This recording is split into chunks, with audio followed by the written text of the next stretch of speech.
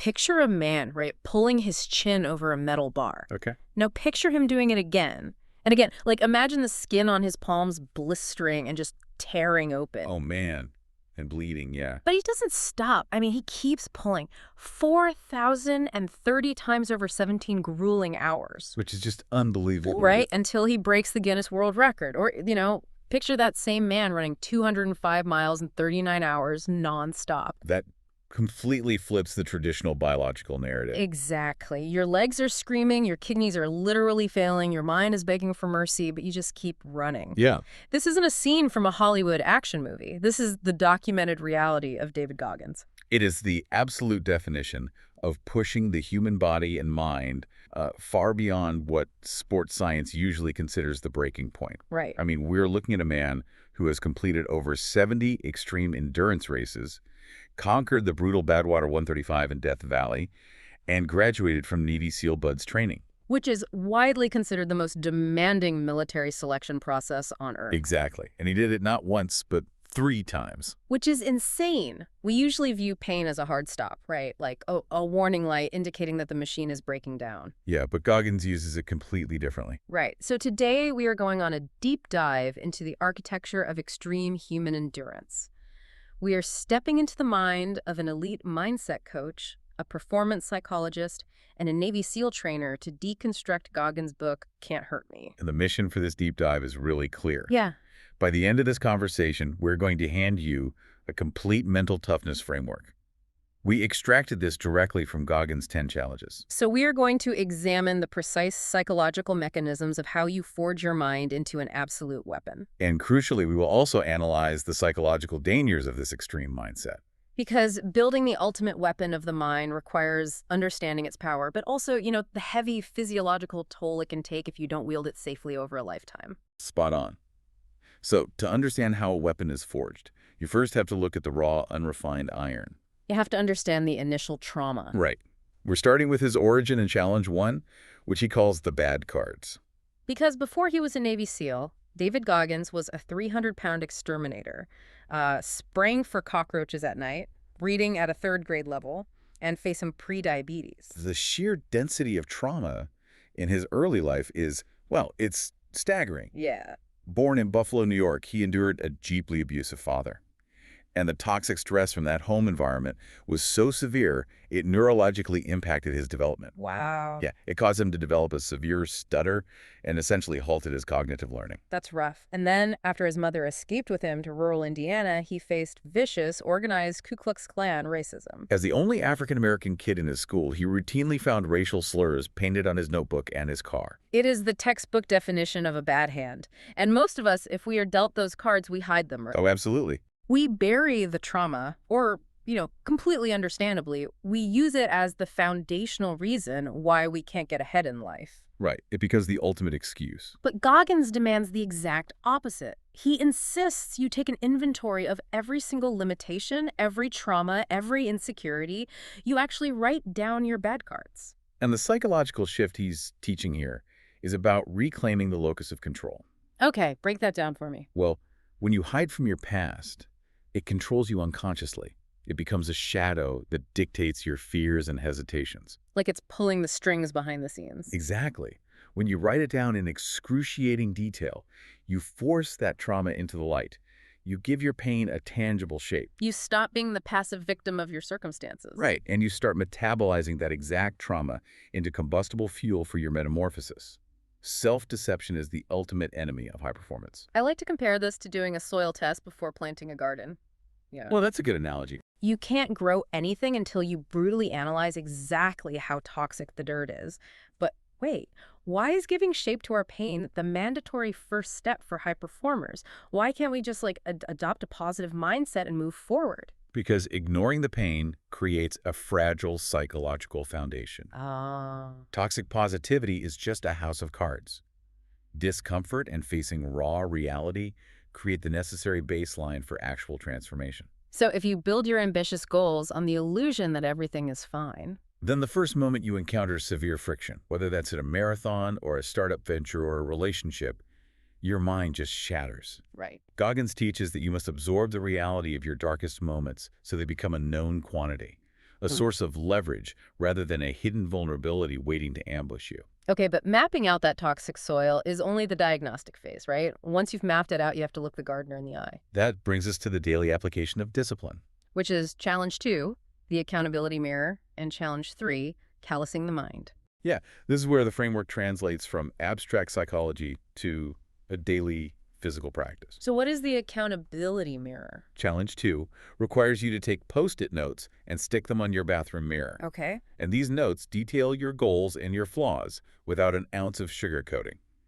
If you look in the mirror and you're overweight, you write down, "I am fat." Really? Yes.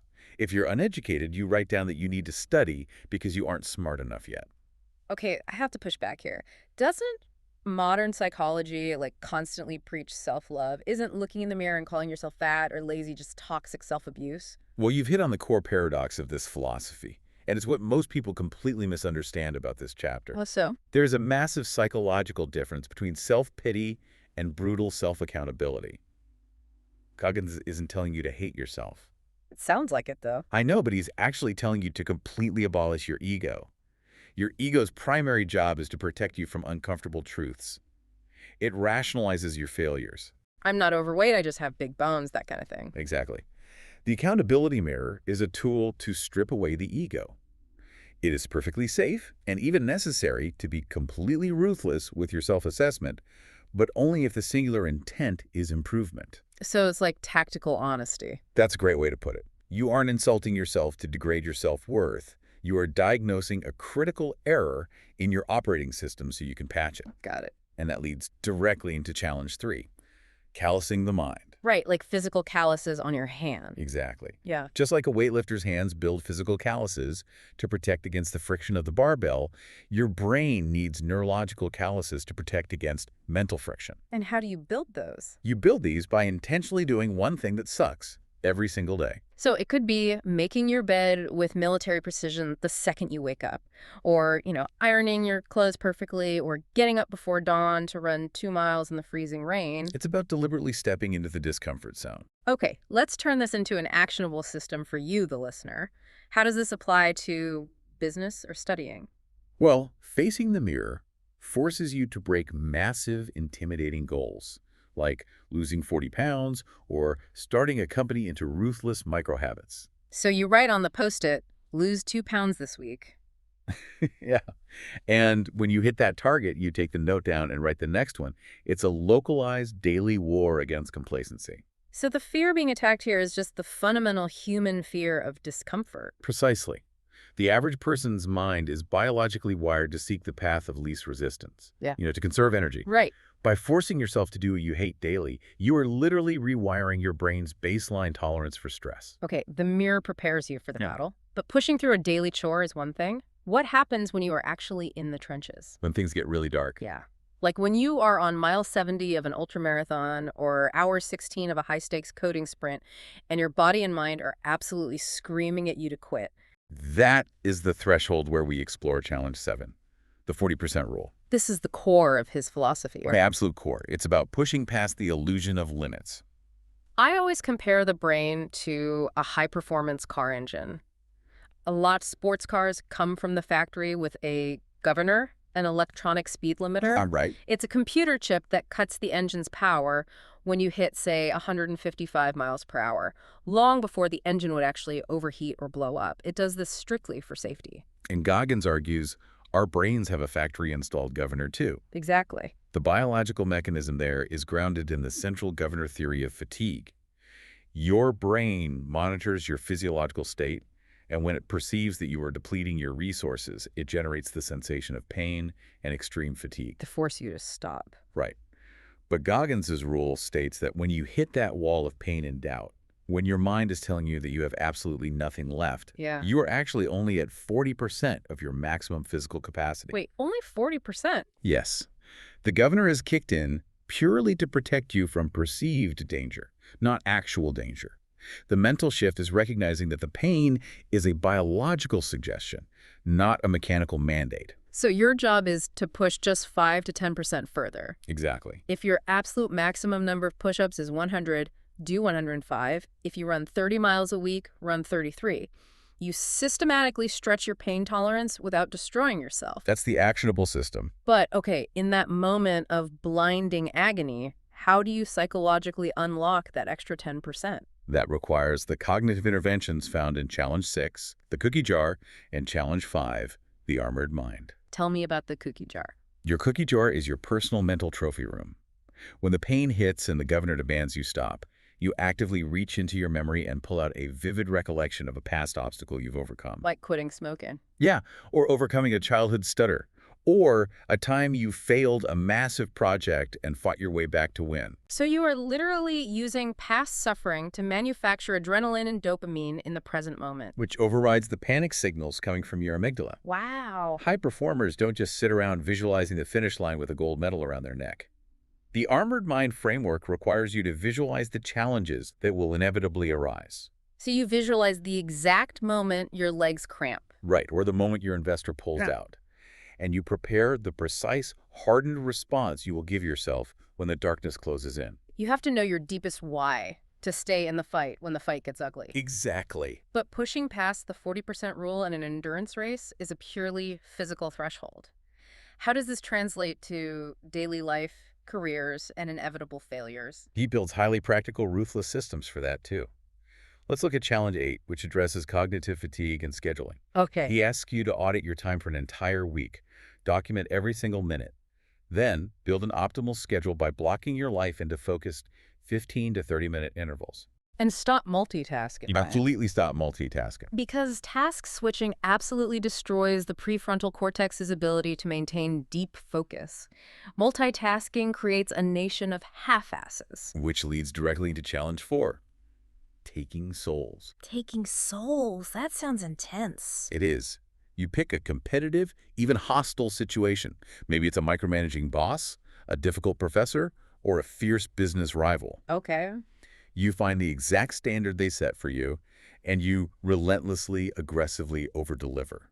You work so obsessively that you don't just meet their expectations, you earn their profound respect and completely dominate the task. I struggle with the taking souls concept, though. I mean, it sounds exhausting to constantly view your peers or your boss as adversaries. It does. Doesn't that just breed workplace toxicity and paranoia?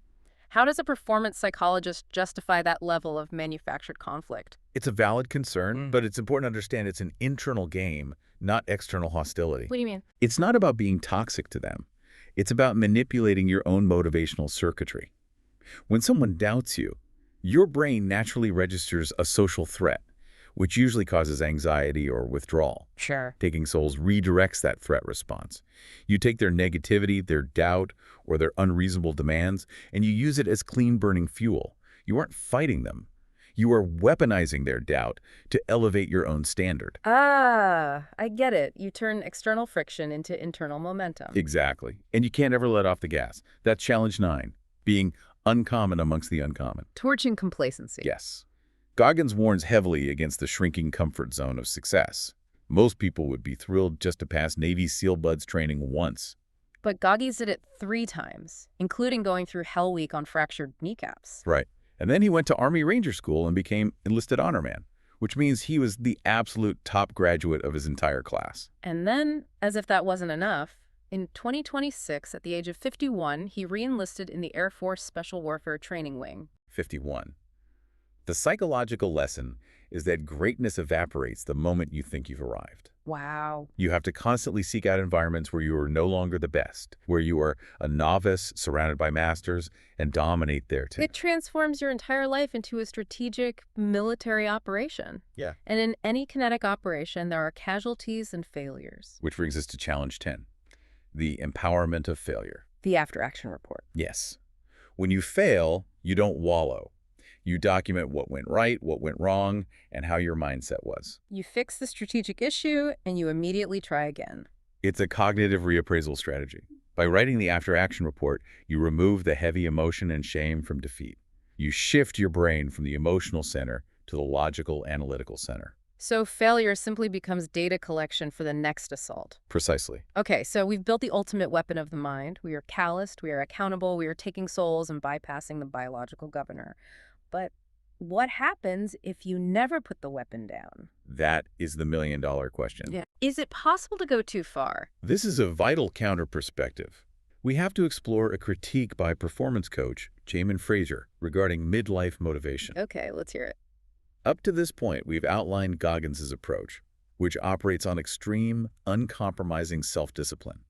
Former SEAL Jocko Willink famously has a similar approach, saying, "I do not negotiate with weakness." Which sounds great on a motivational poster when you're hitting the gym at 4 a.m. It does. Yeah. But Fraser argues that if you apply that logic to any other relational context, where one party completely dominates, suppresses, and shuts out the voice of the other, it is the clinical definition of abuse. Wow.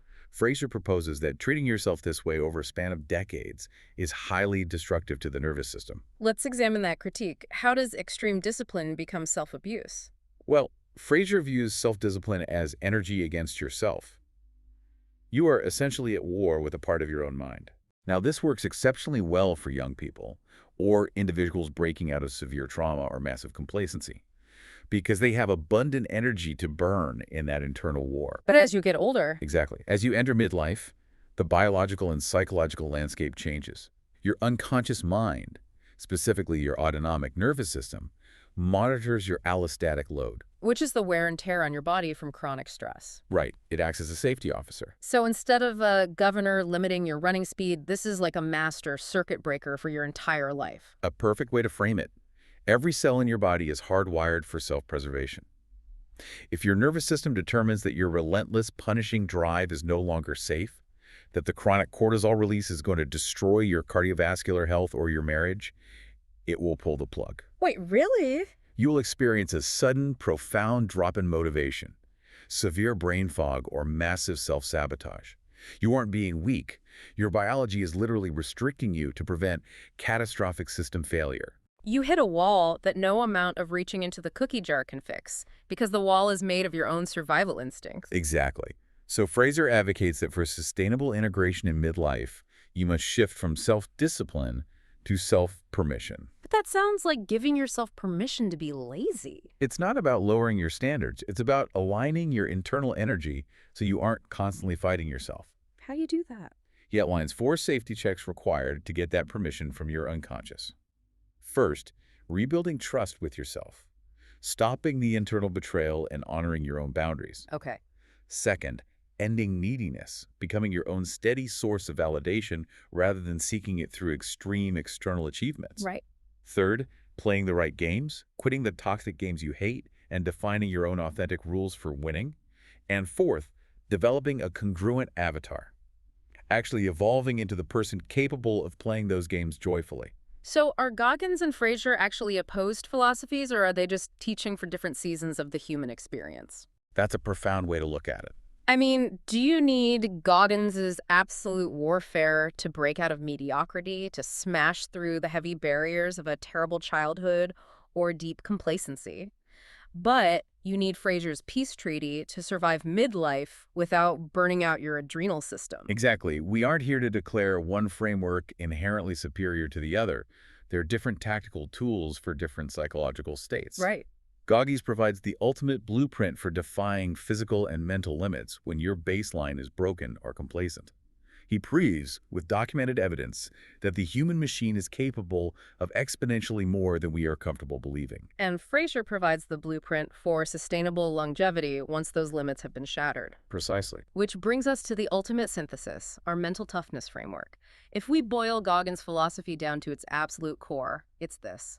Life is a complex mind game played solely against yourself, and suffering is the exact biological and psychological mechanism that forces growth. You don't avoid the fire, you intentionally step into it to forge your own greatness. Because the transformation occurs precisely because you are forcing your brain to adapt to environments it perceives as threatening, you are manually overriding millions of years of evolutionary programming designed to keep you soft and safe. So if you want to test this framework in your own life this month, we have a 30-day challenge for you. Let's hear it. Start with the baseline. Force the ego out of the room. Tag your accountability mirror tonight. Be brutally honest about where you are failing. I love that. Then, systematically introduce micro-frictions daily to callous your mind. Take the cold shower, run the extra mile when it's raining. Audit your time and block your schedule in strict 15-minute intervals to cut the multitasking fat. And finally, the next time you want to quit a grueling workout, a complex work project, or studying for an exam, push past the 40% governor. Give just 10% more than your brain is telling you is possible. If you actively apply that framework, you will undeniably alter the trajectory of your potential. You will see firsthand that the limits you perceive are largely illusions, constructed by a brain trying to keep you comfortable. You literally rewrite the code of your own limits. But as you step into the fire to forge your own greatness, as you tape up those torn hands and stare down the reflection in the mirror, ask yourself this. Once the mind is fully callous to the pain, how do you make sure you don't lose your ability to feel the good things too?